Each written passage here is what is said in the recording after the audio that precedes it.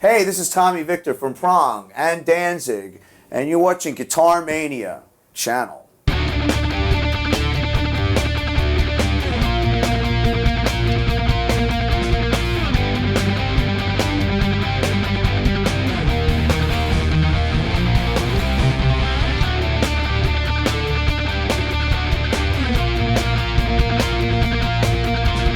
Tommy, welcome to Vienna. Hey, thanks for having me. It's great to be here. Great to see you. I never talk to guitar people. They always ignore me, so.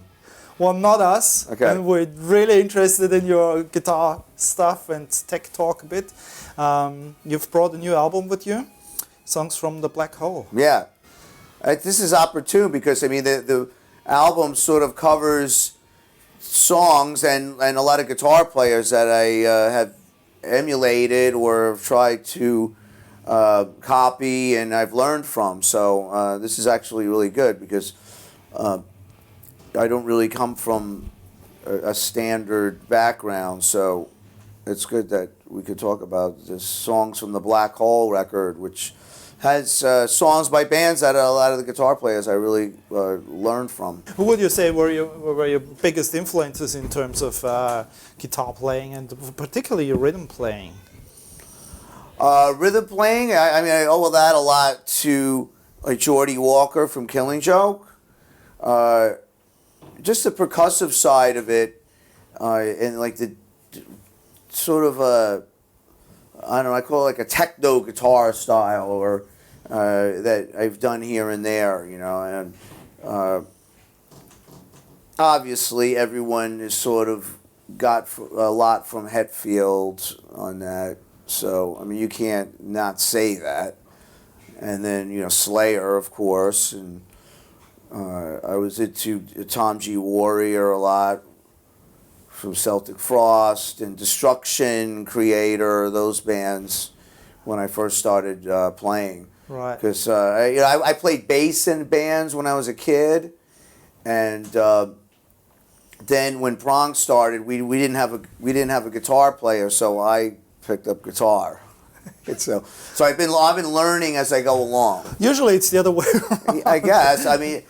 It's true. It is the other way around. But I picked it up pretty fast, and but I still am learning as I go on. And I'm not really the one to study that much. And I never by the time Prong started, I wasn't stuck. I wasn't stuck in a basement at home and with my mother or whatever. And I just had to learn stuff on the fly. Really, I didn't sit down with records and learn that much, but it was mostly from ear. So. And how did you develop your right-hand technique? I think that came from playing bass a lot. When I was playing bass, I'd practice along with like Rainbow songs and the early speed metal, I guess Deep Purple and stuff. So I don't know. I played with a pick and fingers, but when hardcore started, it didn't seem to be that difficult for me to have the fast picking and downstrokes, which I focused on, and I have to do that like playing with Glenn, doing Misfit songs, he and Ramones too, where it's all downstroke rather than I see a guy that's playing up and down, and I'm like, this guy's it looks stupid. So it's just a lot of downstrokes. But was there ever a time where you just sat down and said, no, I'm doing 2 hours just downstrokes practicing? Yeah, I think I've done that. Maybe, but along with songs, maybe, or maybe backstage or something. Like I try to do a steady up and down stroke for like the thrash playing. I have practiced it, but it's almost from hearing stuff and then trying to copy it while jamming. When your first records came out, and particularly Cleansing, for instance, the sound is so straight into your face. How did you achieve that sound? Well, that's something I wanted to do. We finally achieved that on Cleansing. Bake to Differ had that too, where we didn't use a lot of distortion, and it was building upon like to more clean sounds on Beg to Differ. So I think Mark Dodson got me into that, where the producer of Beg to Differ, where he thought that using a lot of distortion was cheating. So I've always learned from other people, and I let people guide me especially in the role of guitar playing and singing, which I really didn't have that much experience at. So I have to listen, and try to learn from other people.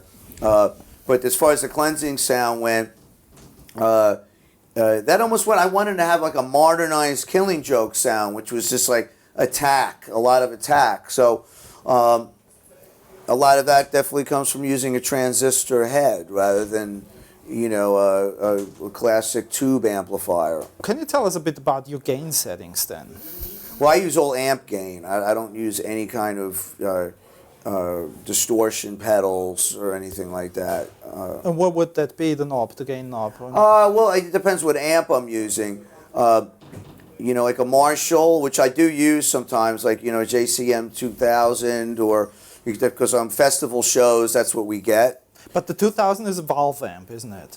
No, it is a valve amp. Yeah. It's a tube amp. So sometimes I have to use that. Tube, yeah. So that's why I'm using that as a reference point, because the head that I'll use tonight and that I normally use is all amp gain, but maybe about 4 or something, and then I crank the whole gain up on the out, on a master volume. So yeah, that's gotta have to be cranked pretty much. I mean, and then the preamp gain will be up 4. So standard stuff. Another thing I got to use is some kind of gate, and a lot of times when you crank that up a little bit, I use an ISP decimator pedal. So I've been using either a hush gate or that for years. Mm-hmm. So that'll clean up that crap little stuff between notes a little bit. So when you do the recordings also for the new album, how many tracks do you put down? I focus on 2 strong rhythm tracks, and now later, with Rooting Lives, we decided on not getting too crazy with precision on it, which I like. I mean, Cleansing, we were like that too, where we're like, no, we didn't go overboard in doubling everything completely precisely. And even Songs in the Black Hole is hardly any. It's like I went in and did the live track, and with the band we recorded that, and then most of that was used, and then I went right in afterwards in the control room and just laid another track down, and that was fine.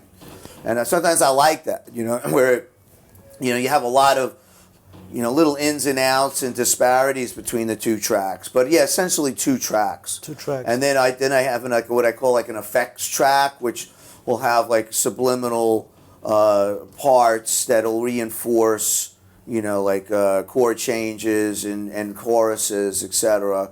And then you have another built-on effects track, which will have, more of a core, the actual chorusing, or a flanging effect on stuff. So, but that comes later. We focus on the 2, and that's it. On the basics first, and that. Yeah. And those got to be panned left and right.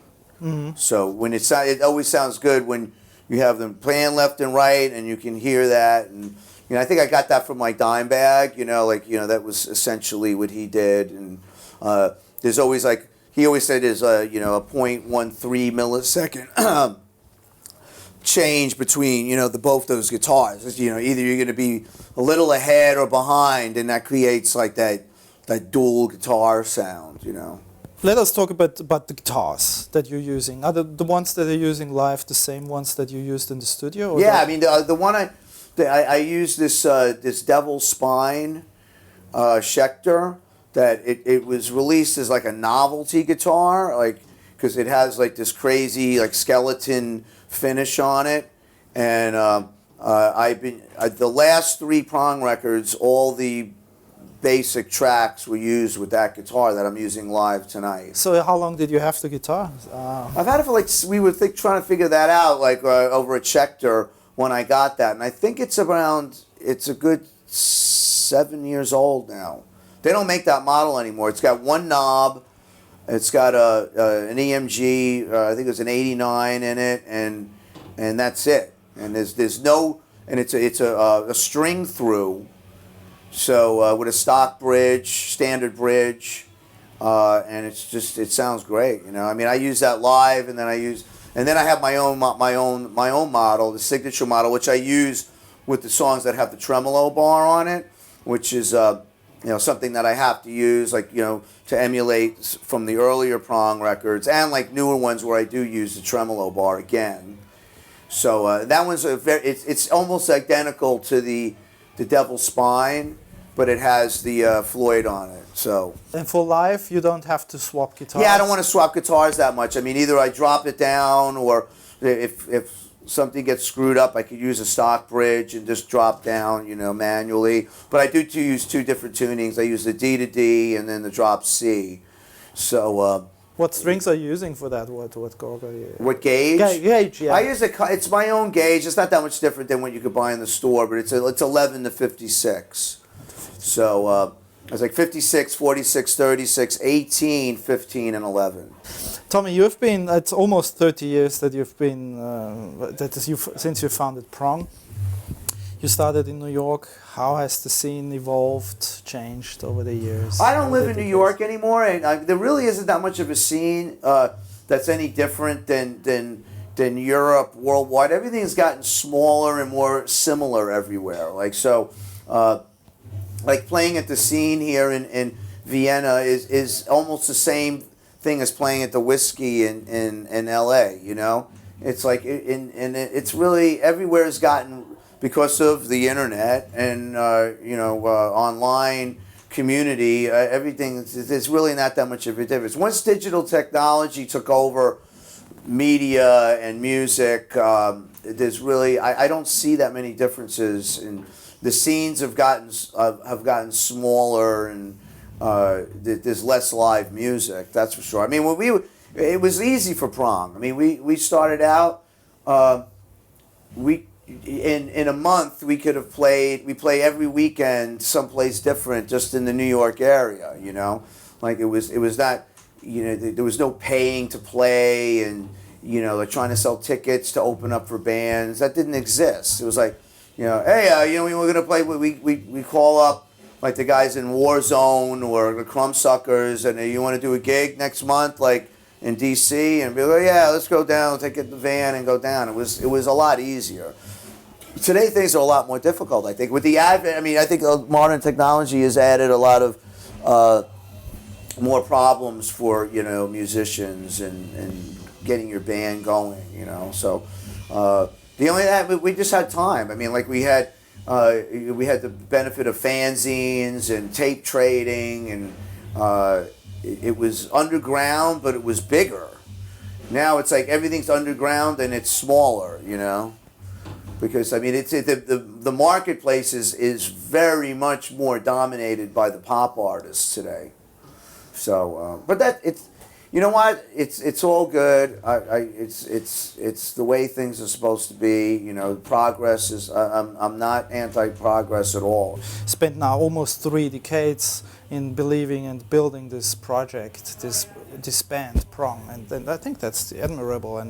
But well, I mean, I've had periods of doubt, of frustration, where you don't want to do it anymore, and that's easy to encompass that into your mentality, But how do you overcome that? What was? I was saying like about spiritual things. You just have to, you have to accept. If you're an artist, you have to accept that, and with accepting that you're an artist means that you sort of surrender a little bit, So when I've noticed this from experiences, the more like I get involved, and I think, and I have to do this, and I have to get my way, whether it be with business, with social relationships, with music, then it doesn't work out for me.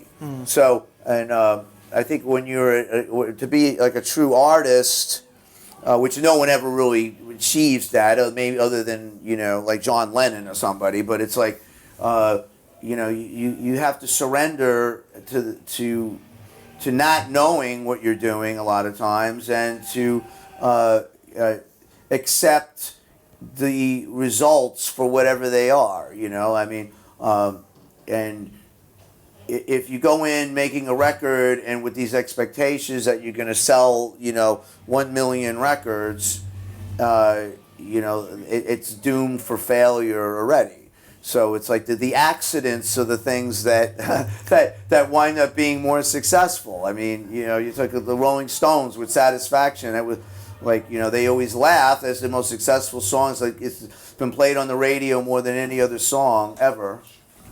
And it's like, so and that was like an afterthought. So it's you gotta trust yourself, and I've learned this through experience. I didn't come out of the box knowing this, like, or even if I do know it, but it's like that's what keeps me going, is being able to surrender to reality of whatever it is. So that's the only way I can function.